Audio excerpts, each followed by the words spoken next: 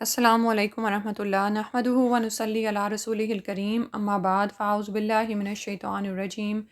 بسم اللہ الرحمن الرحیم رب اشرح لی صدری ویسر لی امری واحلل عقدۃ من لسانی یفقہوا قولی۔ پارہ نمبر 27 ہے، سورہ طور شروع سے کرنی ہے۔ والطوری بسم اللہ الرحمن الرحیم۔ والطور، قسم ہے طور کی، و کتاب مستور، اور کتاب کی، ایسی کتاب کی جو کھلی ہوئی ہے، ایک ایسی کھلی کتاب کی، فی رق منشور، رق یعنی جھلی میں ہے، منشور پھیلی ہوئی۔ تو یہاں پر اللہ سبحانہ و تعالیٰ نے سورہ کا آغاز ہی کچھ چیزوں کی قسم کھانے سے کیا ہے،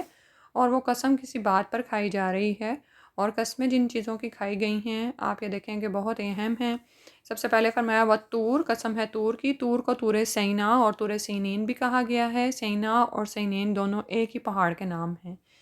اور یہ پہاڑ مدین سے مصر یا مصر سے مدین جاتے ہوئے شام کے ملک میں راستے میں پڑتا ہے۔ اسی مقام پر ہم سب جانتے ہیں کہ موسیٰ علیہ السلام کو 2 دفعہ اللہ تعالیٰ سے ہم کلامی کا شرف حاصل ہوا، اور اسی لیے موسیٰ علیہ السلام کلیم اللہ بھی کہلاتے ہیں۔ اس پہاڑ کی ایک چوٹی کا نام طور ہے، اور اسی پہاڑ کے دامن میں واقع وادی کا نام طوا ہے، جسے قرآن میں وادی مقدس اور بقعۃ المبارکہ بھی کہا گیا ہے۔ موسیٰ علیہ السلام جب بنی اسرائیل کو مصر سے نکال کر لائے تو اسی راستے سے گزرے تھے۔ کوہ طور کو اسی نسبت سے طور سینین بھی کہا جاتا ہے۔ اور اس کے بعد فرمایا وہ کتابی مستور، اور اس کتاب کی قسم کھائی جا رہی ہے جو کھلے ہوئے صفحات میں لکھی ہوئی ہے، اور یعنی فی رق منشور، جو کھلے ہوئے صفحات میں لکھی ہوئی ہے۔ رق کا معنی ہوتا ہے پتلا یا نرم، اور رق ہر وہ چیز ہے جو پتلی اور نرم ہو، مثلاً درختوں کے پتے جھلی جب بن جاتے ہیں، یا پتلا چمڑا اور کاغذ وغیرہ، یعنی مفردات ہے نا۔ تو اور کتب سماویہ عموماً جھلی اور پتلے چمڑے پر لکھی جاتی تھیں، ٹھیک ہے۔ اور ایسا کیوں کیا جاتا تھا؟ تاکہ وہ امتداد زمانہ کا ساتھ دے سکیں اور خراب نہ ہوں، ٹھیک ہے۔ اور پہلے آپ جانتے ہیں نا کہ کاغذ وغیرہ تو نہیں تھے، تو پہلے زمانے میں لوگ کیا کرتے تھے کہ چمڑے کو ہی رگڑ رگڑ کے بہت باریک کر لیتے تھے، اور ایسے باریک چمڑے پر پھر وہ لکھائی کرتے تھے، اور لکھائی بہت خوبصورت آتی تھی ان چیزوں پر، ٹھیک ہے۔ اور نشر یعنی منشور جو ہے وہ نشر سے ہے، اس کے معنی کھولنا بھی ہے اور پھیلانا بھی۔ تو پہلے معنی کے لحاظ سے اس کا مطلب یہ ہوگا کہ وہ کتاب جس کے صفحات کھلے ہوئے ہیں، جیسے اور اور اس سے مراد کوئی آسمانی کتاب بھی ہو سکتی ہے، لوح محفوظ بھی، اور توراۃ کی تختیاں بھی ہو سکتی ہیں، کیونکہ طور کا ذکر آیا تو اس کے ساتھ توراۃ کی تختیاں بھی مراد ہو سکتی ہیں۔ اور منشور یعنی نشر کا دوسرا معنی پھیلانا ہے، تو دوسرے معنی کے لحاظ سے اس سے مراد اہل کتاب کی کتابوں کا وہ مجموعہ ہے جو دور نبوی میں بھی دستیاب تھا اور نایاب نہیں تھا، اور لوگوں میں معروف اور مشہور تھا۔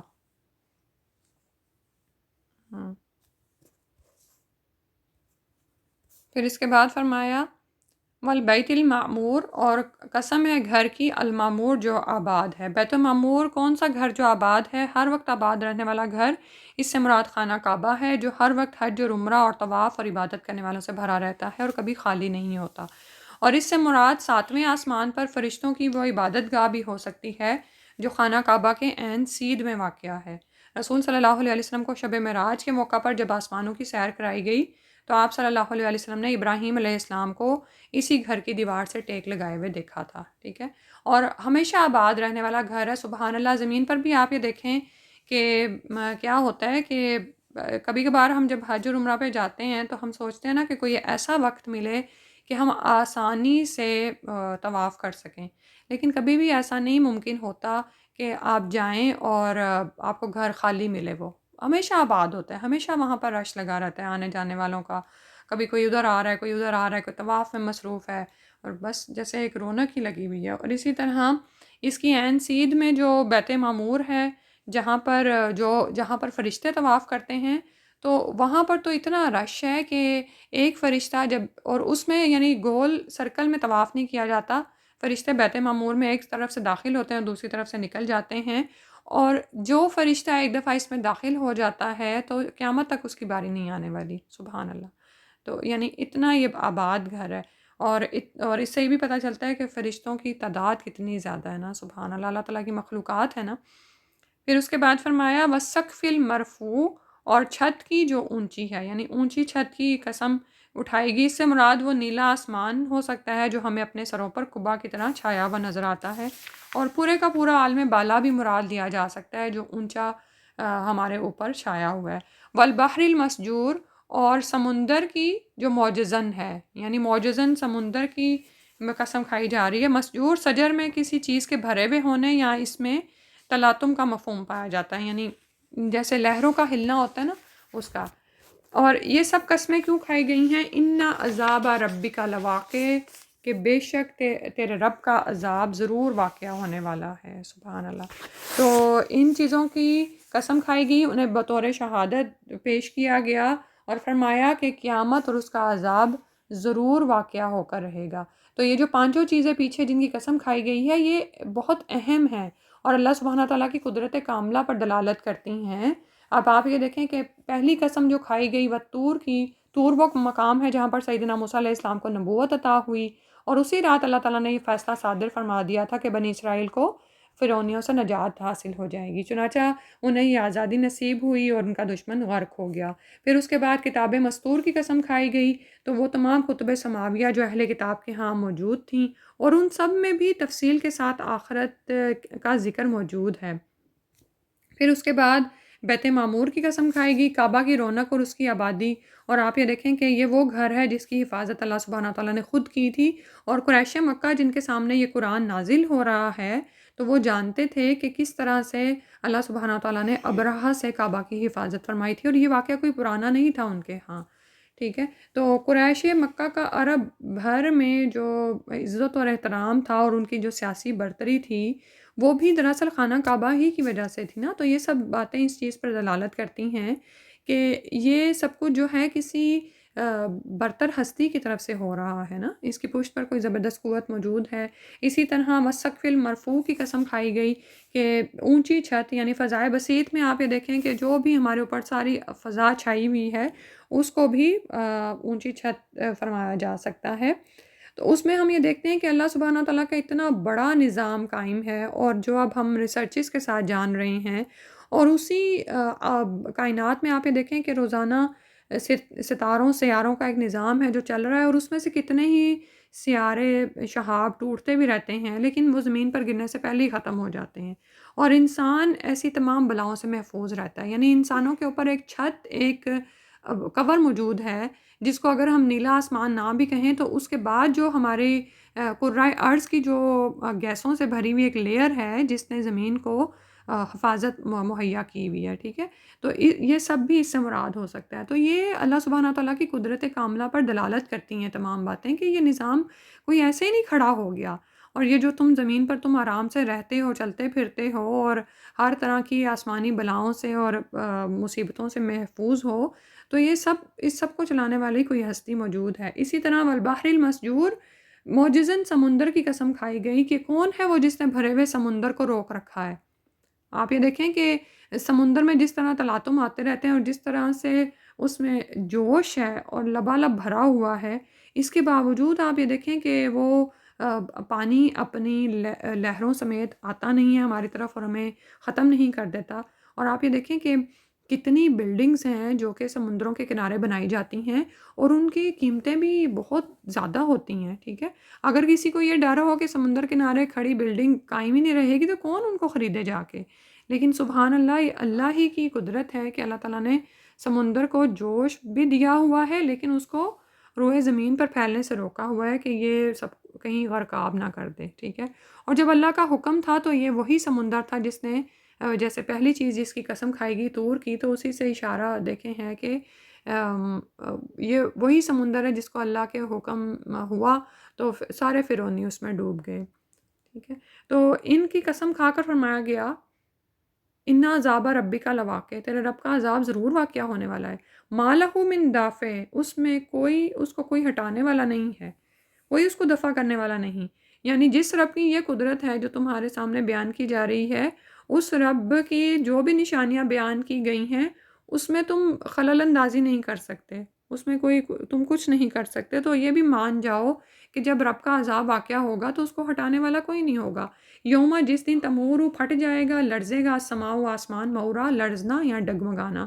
یعنی یہ وہ دن ہوگا جب آسمان بری طرح ڈگمگائے گا، وہ آسمان جو تم پر چھت کی طرح قائم ہے اور تمہیں محفوظ رکھے ہوئے ہے، جب اللہ کا حکم ہوگا تو یہ یعنی کیا ہوگا، پھٹ جائے گا، لرزے گا، اور استغفر اللہ، یعنی وہ دن ہوگا قیامت کا۔ اور پھر فرمایا وَتَسِیرُ، اور چلیں گے الجبال پہاڑ، سیرا چلنا، اور یہ وہ دن ہوگا جب پہاڑ چلیں گے، اور زمین پر سب سے مضبوط چیز پہاڑوں کا ذکر کیا گیا، تو جان لیں کہ پھر جب پہاڑوں کی یہ حالت ہوگی تو پھر پوری زمین کی کیا حالت ہوگی اور مخلوقات کا کیا حال ہوگا، ٹھیک ہے۔ تو پہاڑ تو ہم جیسے جانتے ہیں نا کہ زمین کی ڈگمگاہٹ کو اور اس کو ہچکولوں سے بند کرنے کے لیے اس پر گاڑے گئے تھے، تو جب یہ زمین میں اپنی گرفت ڈھیلی کر دیں گے تو پھر کیا ہوگا، یہ تو خود تیزی سے اڑتے پھریں گے، تو اس کے بعد جو زمین کا حال ہوگا وہ بھی انسان جانتا ہی ہے، یعنی زمین و آسمان کا نظام بھی دھرم بھرم ہو جائے گا۔ فَوَيْلٌ يَوْمَئِذٍ لِّلْمُكَذِّبِينَ، تو ہلاکت ہے اس دن جھٹلانے والوں کے لیے۔ یہ وہ دن ہوگا جس کے لیے کفار جلدی مچا رہے ہیں نا کہ وہ دن آ کیوں نہیں جاتا ہے، تو یہ دن جب آئے گا نا تو ان جھٹلانے والوں کو جو اس دن کا انکار کر رہے ہیں اور رسولوں کی لائی ہوئی تعلیم کا انکار کر رہے ہیں، اس دن، وہ دن ان کے لیے تباہی اور ہلاکت لائے گا۔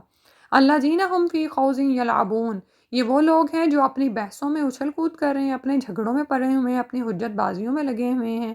رسولوں کی تعلیمات کو مانتے نہیں ہیں، یہ نہیں مانتے کہ اللہ ایک ہے اور اس کے ساتھ کوئی شریک نہیں۔ وہ ضرور ایک دن لائے گا جس دن یہ تمام نظام ختم ہوگا، اور اس دن تمام لوگوں کو ان کے اعمال کا بدلہ دیا جائے گا۔ لیکن یہ کافر تو دنیا کی دل فریبیوں میں مست ہیں،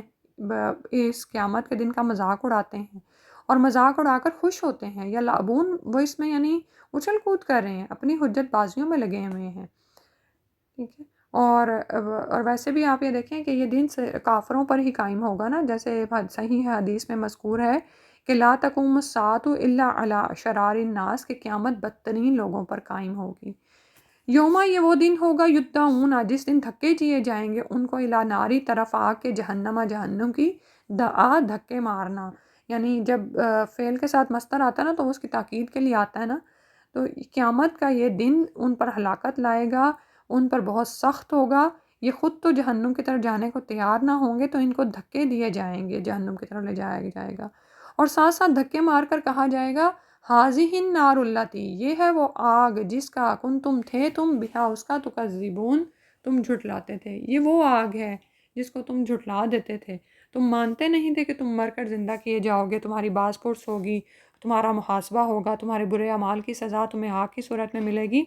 تو تم اس کو جھٹلاتے تھے۔ کس طرح جھٹلاتے تھے؟ افسحر ھذا، تم کہتے تھے کہ یہ جادو ہے، اب بھلا بتاؤ کیا جادو ہے یہ؟ ام انتم، یا تھے تم، لا تبصرون، تم دیکھتے نہیں تھے، یعنی تمہیں سوجھ نہیں رہا ہے، یعنی تم کہتے تھے کہ یہ بس جادوگری ہے، اب یہ دیکھو یہ حقیقت بن کر تمہارے سامنے آ گیا ہے، تمہارے ہی اعمال کا بدلہ ہے۔ اس لوحہ، داخل ہو جاؤ اس میں، جھلسو اس میں، فصبرو، تو صبر کرو، او لا تصبرو، اور تو نہ صبر کرو، یعنی اب تم صبر کرو یا نہ صبر کرو، تمہیں اس میں داخل ہونا ہے، سواء علیکم، برابر ہے تم پر، انما تجزون ما کنتم تعملون، بے شک تم تو بدلہ دیے جاؤ گے جو تم عمل کرتے تھے، یعنی تم نے دنیا میں جس طرح سے یہ طے کر لیا تھا کہ کچھ بھی ہو ہم اس دعوت حق کو قبول نہیں کریں گے، اور تم اپنی ہٹ درمی پر جم گئے تھے، تو تمہارے بھی عذاب میں اب کمی نہیں کی جائے گی، تم اب صبر کرو یا نہ صبر کرو، تم اس کو چیخ پکار کے لو یا جیسے بھی لو، سواء علیکم، تم پر برابر ہے، تمہیں اس میں رہنا ہی رہنا ہے، بے شک تم وہی بدلہ دیے جا رہے ہو جو تم عمل کرتے تھے، یعنی اعمال کا بدلہ ہی پا رہے ہو۔ اور اس کے برعکس متقین کے لیے فرمایا ان المتقین، بے شک متقی، فی جنات و نعیم،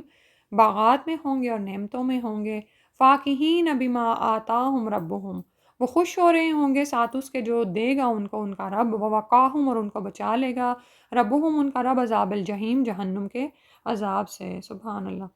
تو دو گروپس کا حال بتا دیا، ایک تو وہ ہیں جو جھٹلانے والے ہیں، دوسرے وہ ہیں جو متقی ہیں، جو اللہ سے ڈر گئے اور انہوں نے اپنے اعمال کو سنوار لیا، وہ اس دن ابدی نعمتوں میں ہوں گے، باغات میں ہوں گے اور نعمتوں میں ہوں گے، ایسی نعمتیں جو ختم نہ ہونے والی ہیں، اور وہ وہاں پر خوش ہوں گے جو ان کا رب ان کو دے گا، اور جنت میں داخلہ بھی تو اللہ سبحانہ تعالیٰ کی خاص مہربانی سے ہی ہوگا نا، اور اللہ سبحانہ تعالیٰ ان کو عذاب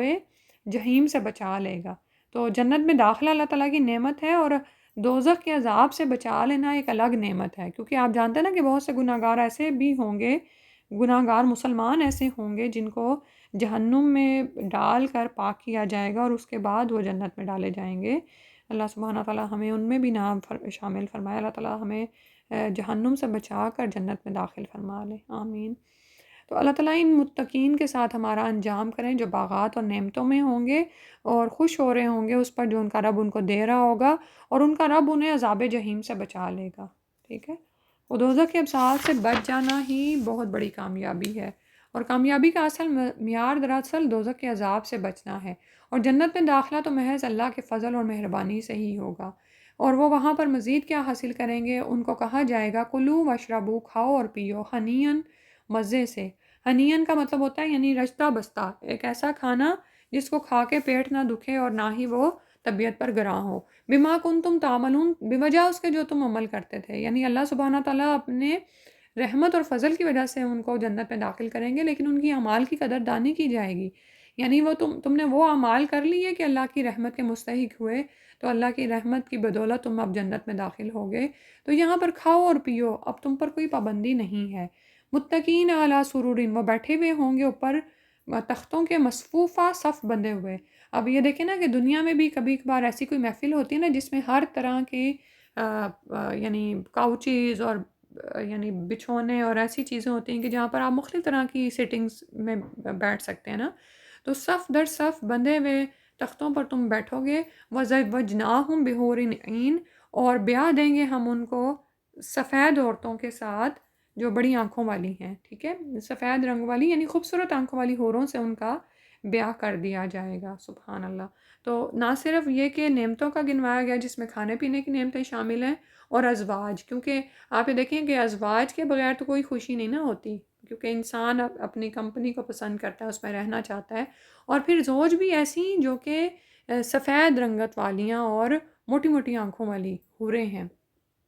اور پھر متقین علی سرور مصفوفہ، آمنے سامنے بچھے ہوئے تختوں پر تکیے لگائے بیٹھے ہوں گے، ان کے دل ایک دوسرے کے بارے میں صاف ہوں گے،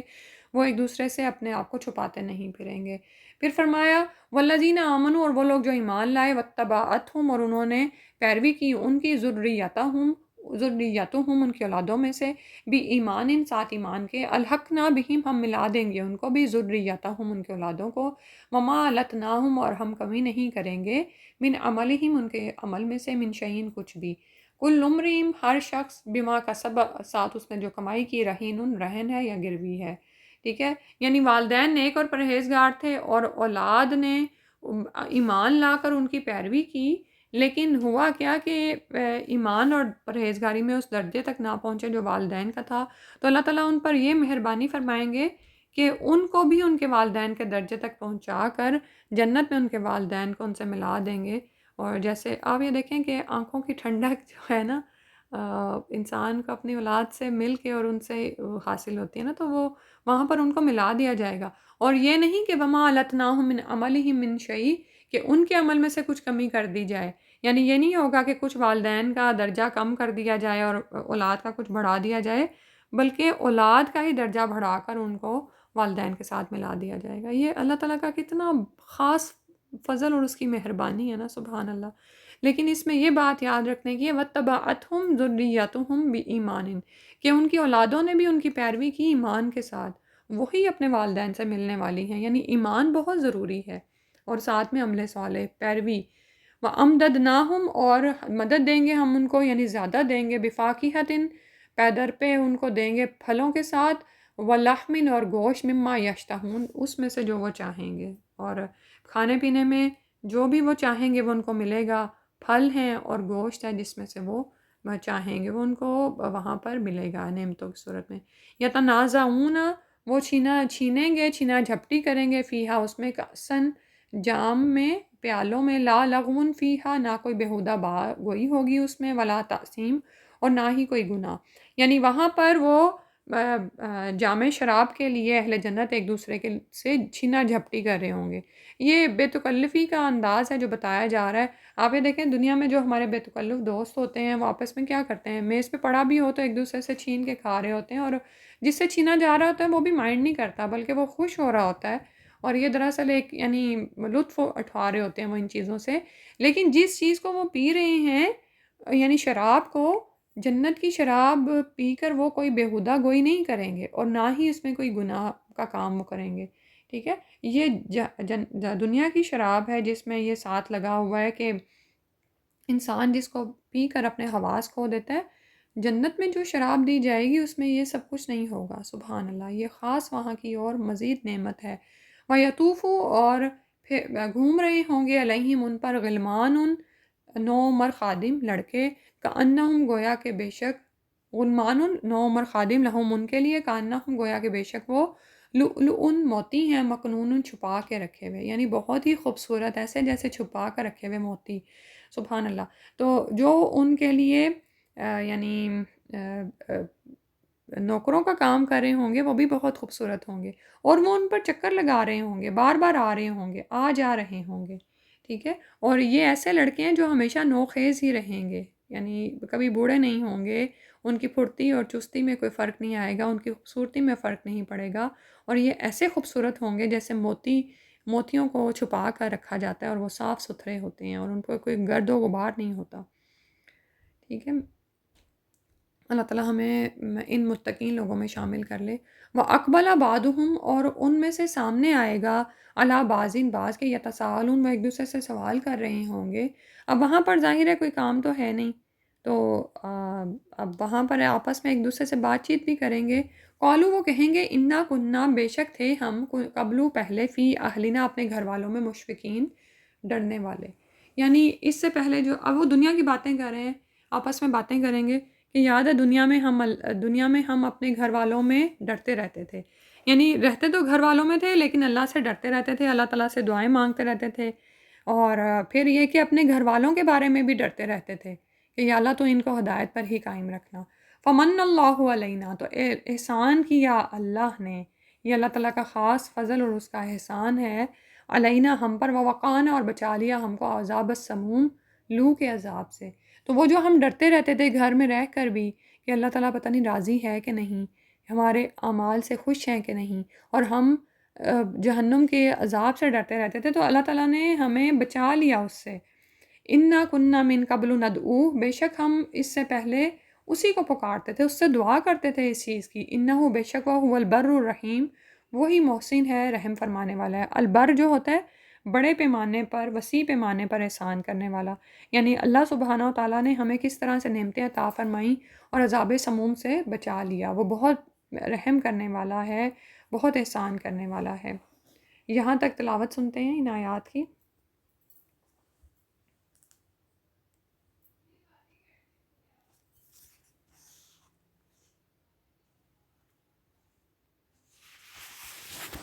بسم اللہ الرحمن الرحیم والطور وکتاب مسطور فی رق منشور والبیت المعمور والسقف المرفوع والبحر المسجور إن عذاب ربك لواقع ما له من دافع يوم تمور السماء مورا وتسير الجبال سيرا فويل يومئذ للمكذبين الذين هم في خوض يلعبون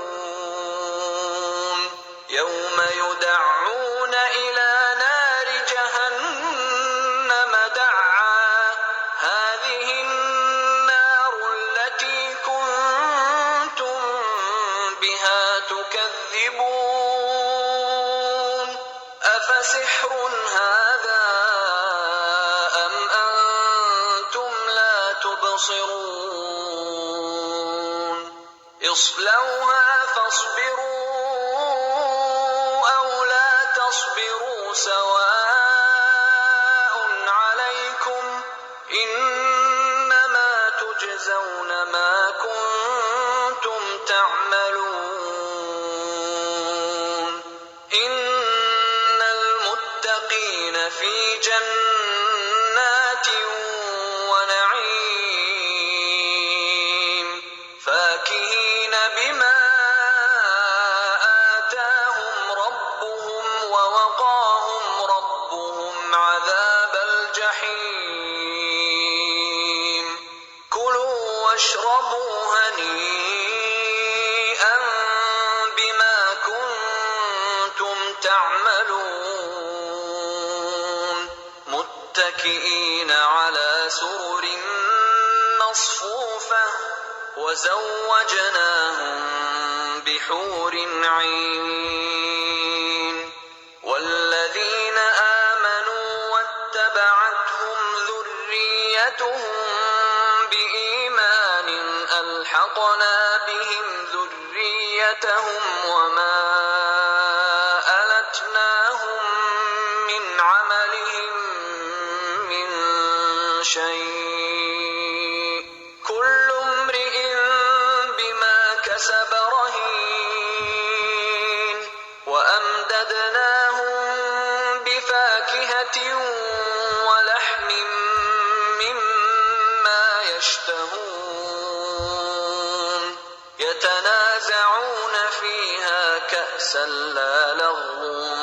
فيها ولا تأثيم ويطوف عليهم غلمان لهم كأنهم لؤلؤ مكنون وأقبل بعضهم على بعض يتساءلون قالوا إنا كنا قبل في أهلنا مشفقين فمن الله علينا ووقانا عذاب السموم إنا كنا من قبل ندعوه إنه هو البر الرحيم اگلی آیت ہے فذکر تو نصیحت کیجیے فما انتا تو نہیں ہے آپ بنعمتی ساتھ نعمت کے ربی کا اپنے رب کی کاہن ولا مجنون اور نہ ہی مجنون ہے۔ تو رسول اللہ صلی اللہ علیہ وسلم کو فرمایا جا رہا ہے اب اس تمام کے بعد کہ آپ نصیحت کرتے رہیے آپ اپنے رب کی نعمت سے کی وجہ سے نہ تو کاہن ہے اور نہ ہی مجنون ہے۔ یہ وہ دونوں القابات ہیں نا جو قریش مکہ آپ صلی اللہ علیہ وسلم کو پکارتے تھے جن کے ساتھ، ٹھیک ہے۔ تو یہاں سے پھر کفار مکہ کے آپ صلی اللہ علیہ وسلم پر تبصروں اور القابات کی طرف رخ مڑ گیا ہے۔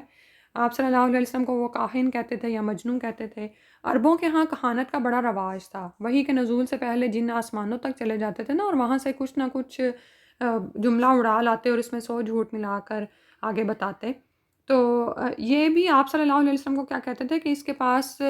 کاہن کوئی ایسی خبریں دے جاتا ہے، یا پھر یہ کہ یہ تو پاگل ہو گیا جو ایسی باتیں کرتا ہے، نعوذ باللہ من ذالک، یعنی حق کو ماننا نہیں ہوتا تھا تو پھر اس طرح کی وہ باتیں کرتے تھے۔ اور نعوذ باللہ اللہ تعالیٰ اس بات سے محفوظ رکھے۔ پھر فرمایا کہ ام یقولون، یا وہ کہتے ہیں شاعرن کہ وہ شاعر ہے، نتربص ہم انتظار کریں بھی ساتھ اس کے ریب المنون، موت کے حادثے کا، یعنی گردش ایام کا ہم انتظار کر رہے ہیں۔ اسی طرح آپ صلی اللہ علیہ وسلم کو بعض اوقات شاعر کہتے، کیونکہ جیسے شاعر اپنی باتوں سے دوسروں کو مسحور کر لیتے ہیں نا، لیکن اب یہ دیکھیں کہ ان باتوں کے پیچھے کوئی دلیل ہی نہیں ہے نا، یعنی بیس ہی نہیں ہے۔ نبی صلی اللہ علیہ وسلم تو ساری عمر آپ نے کبھی کسی سے علم حاصل کیا ہی نہیں اور نہ ہی آپ شعر کہتے تھے، تو ایک دم سے آپ ایسے شعر کیسے کہہ سکتے تھے جس کا یہ مقابل ہی نہیں لا سکے، ٹھیک ہے۔ تو پھر کہتے کہ ہم انتظار کریں اس کے ساتھ ریب المنون کا، یعنی کوئی یعنی اس پر کوئی گردش ایام آ جائے تو اس کا کام ہی یعنی قصہ تمام ہو جائے، نعوذ باللہ۔ قل کہہ دیجئے تربصوا تم انتظار کرو، فإنی تو بے شک میں معکم تمہارے ساتھ من المتربصین انتظار کرنے والوں میں سے ہوں۔ تو رسول صلی اللہ علیہ وسلم کو فرما دیا گیا کہ ان کی ایسی باتوں پر آپ کان نہ دھریں، آپ جس مقصد پر لگے ہوئے ہیں اس پر ہی فوکس کریں، اور ان کو کہہ دیں کہ تم بھی انتظار کرتے رہو، ہم بھی انتظار کر رہے ہیں۔ ام تأمرہم، یا ان کی حکم دیتی ہیں ان کو، احلامہم ان کی عقلیں، بہذا اس کا، ام ہم یا وہ ہیں، قوم ایک ایسی قوم، طاغون جو سرکش ہیں۔ یا تو ان کی عقلیں ہی انہیں ایسی باتیں کرنے کے لیے کہتی ہیں، یا پھر حقیقت یہ ہے کہ یہ دشمنی میں حد سے گزرے ہوئے لوگ ہیں، سرکشی کرنے والے ہیں جو ایسی باتیں کر رہے ہیں، اور یہی سرکش طبیعتیں انہیں راہ حق کی طرف آنے سے روک رہی ہیں۔ ٹھیک ہے، اب یہاں آپ یہ دیکھیں نا کہ عقلیں کیسے ایسے حکم لگا سکتی ہیں، کیونکہ آپ صلی اللہ علیہ وسلم تو واضح طور پر حق تھے، اور یعنی یہ باتیں ان کو نظر بھی آتی تھیں، وہ دل سے یہ جان چکے تھے کہ آپ صلی اللہ علیہ وسلم واقعی اللہ کے رسول ہیں اور قرآن اللہ کا کلام ہے، لیکن اصل میں حالت ان کی کیا تھی کہ سرکش تھے، بات ماننے والے نہیں تھے، تو ایسی باتیں کرتے تھے۔ ام یقولون، یا وہ کہتے ہیں تقولا کہ تو اس نے گھڑ لیا ہے اس کو، بل لا یؤمنون، بلکہ حقیقت یہ ہے کہ یہ ایمان ہی نہیں لانا چاہتے، یا پھر ایسی باتیں کرتے ہیں کہ نبی صلی اللہ علیہ وسلم نے اس قرآن کو خود ہی گھڑ لیا ہے، یہ اللہ کا کلام نہیں ہے۔ ٹھیک ہے، اب یہ دیکھیں کہ وہ رسول جس کو خود یہ صادق اور امین کہتے ہیں، رسول صلی اللہ علیہ وسلم کی پہلی دعوت کو یاد کر لینا جو انہوں نے پہاڑ پر چڑھ کر آواز بلند کی تھی، دیکھے صباحا، تو آپ صلی اللہ علیہ وسلم نے فرمایا کہ اگر میں تمہیں کہوں کہ اس پہاڑ کے پیچھے سے کوئی فوج تم پر، کوئی لشکر تم پر یلغار کرنے والا ہے، تو تم اس کی تصدیق کرو گے؟ تو انہوں نے کہا ہاں، لیکن جب اللہ سبحانہ تعالیٰ کے رسول نے ان کو ایک اللہ کی توحید کی طرف بلایا، تو تب ابو لہب کیا کہنے لگا، تبا لگا کہ تیرے ہاتھ کہ تو ہلاک ہو، کیا اس کے لیے تو نے ہمیں جمع کیا تھا؟ یعنی ایک طرف وہ آپ صلی اللہ علیہ وسلم کو صادق اور امین مان رہے ہیں، لیکن جب اللہ کے رسول نے ان کو توحید کی دعوت دی تو آپ کو جھٹلانے لگے اور کہتے کہ تو خود ہی گھڑ کر لے آیا۔ حقیقت یہ ہے کہ ماننا نہیں چاہتے۔ فَلْيَأْتُوا پس چاہیے کہ فَلْيَأْتُوا پس چاہیے کہ لے آئیں بِحَدِیثٍ کوئی ایسی بات، مثلہ اس کے مانند، ان کانوا صادقین اگر یہ سچے ہیں۔ اگر ان کو یہ لگتا ہے کہ رسول صلی اللہ علیہ وسلم اس کو گھڑ کر لے آئے ہیں، تو پھر یہ بھی ایسی ہی کوئی بات لے آئیں۔ اور یہ چیلنج قرآن میں ایک بار نہیں کتنی دفعہ دیا گیا، اور آپ یہ دیکھیں کہ یہ نہیں ہوا کہ اس زمانے میں کوئی کسی نے اس چیلنج کا جواب نہ دیا ہو، دینے والے تھے، اور آج بھی بہت سے ایسے لوگ ہیں نعوذ باللہ کچھ صورتوں کے نام لے کر ان کو قرآن کہتے ہیں، یہ بھی دھوکہ دیا جا رہا ہے اب گوگل پہ، تو لیکن اس کا اور قرآن کا کوئی مقابلہ نہیں ہے۔ ام خلقوا من غیر شیء، یا وہ پیدا کیے گئے ہیں کسی چیز کے بغیر، یعنی خالق کے بغیر ہی خود ہی پیدا ہو گئے ہیں، کہ مانتے نہیں ہیں۔ ام هم الخالقون، یا وہ خود ہی اپنے خالق ہیں، یعنی اب ان کی عقلوں کو جگایا جا رہا ہے کہ سوچتے نہیں ہو کیا تم کسی خالق کے بغیر ہی پیدا ہو گئے ہو، یا یہ کہ خود ہی اپنے خالق ہو۔ ام خلق السماوات والارض، یا وہ جو اب فطرت کی نشانیوں کی طرف توجہ دی جا رہی ہے کہ کیا انہوں نے آسمانوں کو اور زمین کو پیدا کیا ہے، بل لا یوقنون، بلکہ بات یہ ہے کہ وہ یقین نہیں رکھتے ہیں، اصل بات یہ ہے کہ یہ یقین نہیں رکھتے۔ ٹھیک ہے، ابھی جو آسمان و زمین ان کی طرف اشارہ کیا گیا تھا آیات کے شروع میں، تو اللہ کی قدرت کی دلالت ہیں وہ چیزیں، تو کیا یہ آسمان و زمین ان لوگوں نے پیدا کیے ہیں؟ ام عندہم، یا ان کے پاس ہیں، خزائن ربی کا، تیرے رب کے خزانے، ام هم المسیطرون، یا وہ یعنی داروغہ ہیں، یعنی تیرے رب کے خزانے ان کے قبضے میں ہیں کہ وہ حکم دیں، یا ان پر انہی کا حکم چلتا ہے۔ مسیطرون کا مطلب ہوتا ہے نا کہ مسلط ہونا، وہ شخص جو کسی کام پر مسلط ہو، یعنی یہ خود حکم چلانے والے ہیں۔ ام لہم، یا ان کے لیے ہیں، سلم کوئی سیڑھی، یستمیعون فی، کہ وہ سنتے ہیں اس کو، فلیأتی پس چاہیے کہ لے آئیں، مستمیعہم ان کا سننے والا، بسلطان مبین ساتھ کھلی دلیل۔ اللہ اکبر، یعنی ان کے لیے کوئی سیڑھی ہے کہ یہ عالم بالا تک رسائی حاصل کریں، ٹھیک ہے، اور پھر ان کو پتہ چلے کہ یہ جو نعوذ باللہ اللہ تعالیٰ پر الزامات دھرتے ہیں، اللہ تعالیٰ کے لیے باتیں کرتے ہیں، وہ یہ چیک کر کے آ جائیں۔ پھر اگلی آیت میں فرمایا ام لہ البنات، یا اس کے لیے تو ہیں بیٹیاں، ولکم البنون، اور تمہارے لیے ہیں بیٹے۔ اب یہاں سے یہ جو بات شروع ہو رہی ہے نا، ام عندہم خزائن ربک ام هم المسیطرون، کہ ان کے پاس خزانے ہیں تیرے رب کے، یا وہ داروغہ ہیں، تو یہ کافروں کے اعتراضات کا بھی جواب دیا جا رہا ہے۔ وہ کہتے تھے کہ اگر اللہ نے کسی بشر کو رسول بنانا تھا تو طائف اور مکہ کے کسی سردار کو بناتا، ٹھیک ہے؟ تو اللہ تعالیٰ نے وہاں پر فرمایا کہ کیا ان کے پاس تیرے رب کے خزانوں کے مالک ہیں، یا اللہ تعالیٰ نے ان کو اس طرح کا اختیار دے رکھا ہے،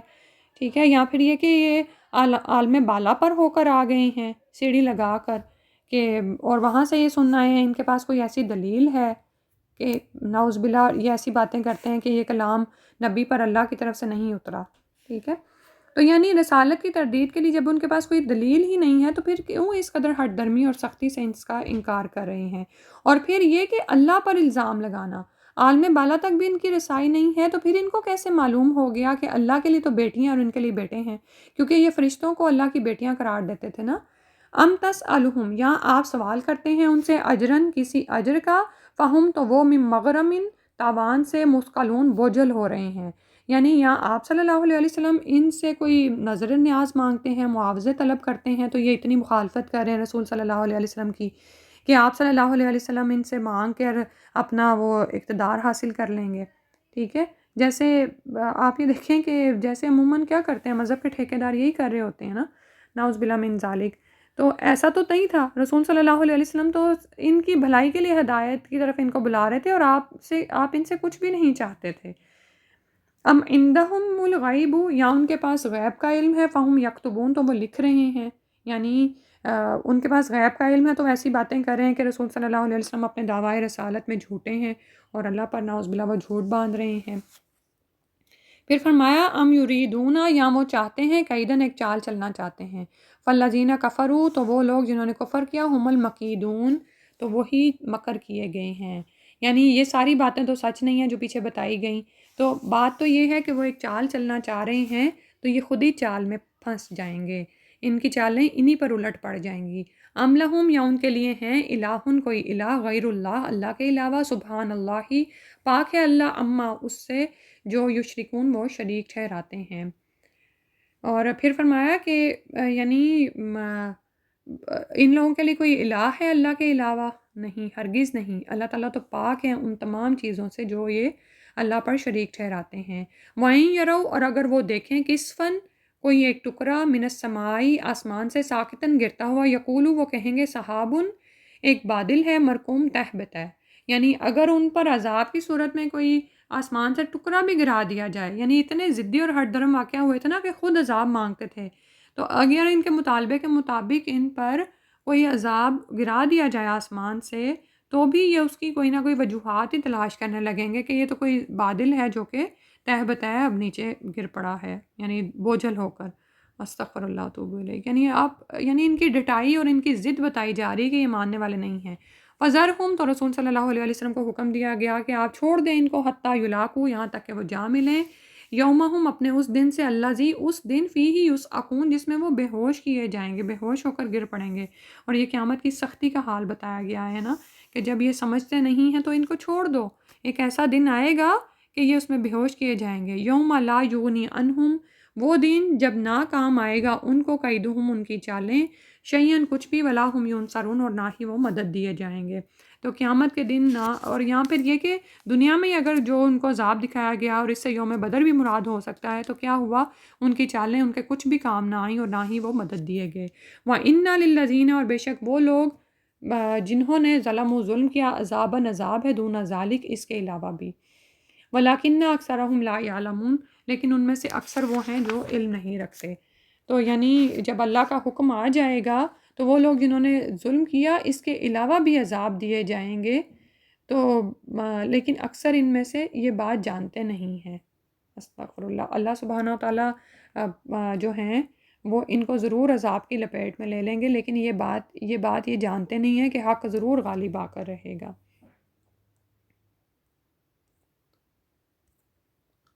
اور اس سے یہ بھی مراد ہے کہ دنیا میں تو چھوٹے چھوٹے عذاب ان پر آتے رہتے ہیں، لوگوں پر بھی آتے ہیں ان کو خبردار کرنے کے لیے کہ شاید یہ سمجھ جائیں، لیکن لوگوں کی اکثریت ایسی ہے جو نہیں جانتی ہے، اور اس کے علاوہ آگے بھی ان پر عذاب آ سکتا ہے لیکن یہ سمجھنے والے نہیں ہیں۔ پھر فرمایا رسول صلی اللہ علیہ وسلم کو حکم دیا جا رہا ہے وصبر تو اور صبر کیجئے لحکم ربی کا اپنے رب کے حکم کا فائنہ کا تو بے شک آپ بھی آیوننا ہماری آنکھوں کے سامنے ہیں وسبح اور تسبیح بیان کیجئے بحمد ربی کا اپنے ساتھ اپنے رب کی حمد کے ہینا تقوم جس وقت آپ کھڑے ہوتے ہیں۔ تو رسول صلی اللہ علیہ وسلم کو فرمایا جا رہا ہے کہ ان نامساعد حالات میں جب یہ قریش مکہ آپ کو بہت زیادہ تنگ کر رہے ہیں، بہت زیادہ اعتراضات کر رہے ہیں، طرح طرح کے القابات سے آپ کو نواز رہے ہیں اور ماننے کو تیار نہیں ہیں، آپ یہ دیکھیں کہ ان کی ڈٹائی اور سرکشی کی حد ہو چکی ہوئی ہے کہ فرمایا گیا ان پر عذاب بھی آ جائے تو اس کی بھی توجیحات تلاش کرنے لگیں گے اور اس کو سچ نہیں مانیں گے، پلٹیں گے نہیں۔ تو رسول صلی اللہ علیہ وسلم کو حکم دیا گیا کہ آپ صبر کیجئے اپنے رب کے حکم کے آنے کا، کہ آپ اللہ کی آنکھوں کے سامنے ہیں، آپ اللہ تعالیٰ آپ کو تنہا نہیں چھوڑیں گے، بے یار و مددگار نہیں چھوڑیں گے۔ جب اللہ تعالیٰ کی حکمت کا تقاضا ہوگا تو آپ صلی اللہ علیہ وسلم کو نجات کی راہ بتلا دیں گے اور ان کافروں کی تمام سازشیں ناکام ہو جائیں گی۔ تو آپ کیا کیجئے اپنے رب کی حمد کے ساتھ تسبیح کیجئے جس وقت آپ کھڑے ہوں، وَمِنَ اللیلی اور رات کے وقت بھی فَسَبِّحُ تو بس تسبیح کیجئے اس کی وَإِدْبَارَ النُّجُومِ اور ستاروں کے پلٹنے کے وقت بھی، یعنی مختلف طرح کے اوقات ہیں جس میں رسول صلی اللہ علیہ وسلم کو فرمایا گیا کہ آپ یہ کریں۔ ہینا تقوم سے ایک مراد یہ بھی ہو سکتی ہے کہ جب مجلس کا اختتام ہو، یعنی جب ہم پڑھتے ہیں نا سبحانک اللہم و بحمدک اشہد ان لا الہ الا انت استغفرک و اتوب الیک، اسی طرح جس وقت آپ نیند سے اٹھ کھڑے ہوں، بیدار ہوں، اس وقت اللہ تعالیٰ کی حمد و تسبیح بیان کی جائے، نماز کے لیے کھڑے ہوں تو حمد و تسبیح بیان کی جائے، اسی طرح تبلیغ کے لیے اور خطاب کے لیے جب آپ کھڑے ہوں تو اس وقت اللہ کی حمد و تسبیح بیان کیجئے۔ اور آپ یہ دیکھیں کہ خطاب کا آغاز بھی اسی طرح سے ہوتا ہے نا، ٹھیک ہے، اور اسی طرح رات کے وقت بھی، رات سے مراد مغرب عشاء تہجد کی نمازیں بھی ہو سکتی ہیں، ذکر الہی بھی ہو سکتا ہے، اور ستاروں کے غروب ہونے سے سپیدہ صبح کا وقت مراد ہے نا، یعنی جب ستاروں کی روشنی ماند پڑنے لگتی ہے اور پھر وہ غائب ہو جاتے ہیں، اور اس سے مراد فجر کا وقت ہے، ٹھیک ہے۔ تو ان سب میں آپ کیا کیجئے اللہ کی تسبیح بیان کیجئے اور صبر کے ساتھ ان کے انجام کا انتظار کیجئے۔ اور اسی طرح وہ آتا نا کہ وَعْلَمْ أَنَّ النَّصْرَ مَعَ الصَّبْرِ اور جان لیجئے کہ بے شک مدد صبر کے ساتھ ہے۔ اور ہمارے لیے اس میں سیکھنے کی بات یہ ہے کہ حق کا انجام ہی اچھا ہونے والا ہے، تو ہم بھی کیا کریں کہ صبر کے ساتھ اللہ تعالیٰ کے فیصلے کا انتظار کریں، اور حق کی مدد ضرور ہوتی ہے۔ اب آج کوئی کہہ سکتا ہے کہ آج کیوں نہیں ہوتی ہے، تو اس میں دیکھنا ہے کہ ہمارا اپنے ایمان کی حالت کیا ہے، ایمان کی کمزوری کی وجہ سے جو ہے اللہ کی مدد کم ہو جاتی ہے نا، ٹھیک ہے۔ تو صبر کے ساتھ اللہ کے حکم کا انسان انتظار کرے اور اللہ تعالیٰ کے دین کو پھیلانے میں کوئی بھی کجی نہ رکھے۔ ان آیات کی تلاوت سنتے ہیں انشاءاللہ۔ فذكر فما أنت بنعمة ربك بكاهن ولا مجنون أم يقولون شاعر نتربص به ريب المنون قل تربصوا فإني معكم من المتربصين أم تأمرهم أحلامهم بهذا أم هم قوم طاغون أم يقولون تقوله بل لا يؤمنون فليأتوا بحديث مثله إن كانوا صادقين أم خلقوا من غير شيء أم هم الخالقون أم خلقوا السماوات والأرض بل لا يوقنون أم عندهم خزائن ربك أم هم المسيطرون أم لهم سلم يستمعون فيه فليأت مستمعهم بسلطان مبين أم له البنات ولكم البنون أم تسألهم أجرا فهم من مغرم مثقلون أم عندهم الغيب فهم يكتبون أم يريدون كيدا فالذين كفروا هم المكيدون أم لهم إله غير الله سبحان الله عما يشركون وإن يروا كسفا من السماء ساقطا يقولوا سحاب مركوم فذرهم حتى يلاقوا يومهم الذي فيه يصعقون يوم لا يغني عنهم كيدهم شيئا ولا هم ينصرون وإن للذين ظلموا عذابا دون ذلك ولكن أكثرهم لا يعلمون واصبر لحكم ربك فإنك بأعيننا وسبح بحمد ربك حين تقوم ومن الليل فسبحه وإدبار النجوم سبحانك اللهم وبحمدك نشهد أن لا إله إلا أنت نستغفرك ونتوب إليك. السلام علیکم ورحمۃ اللہ.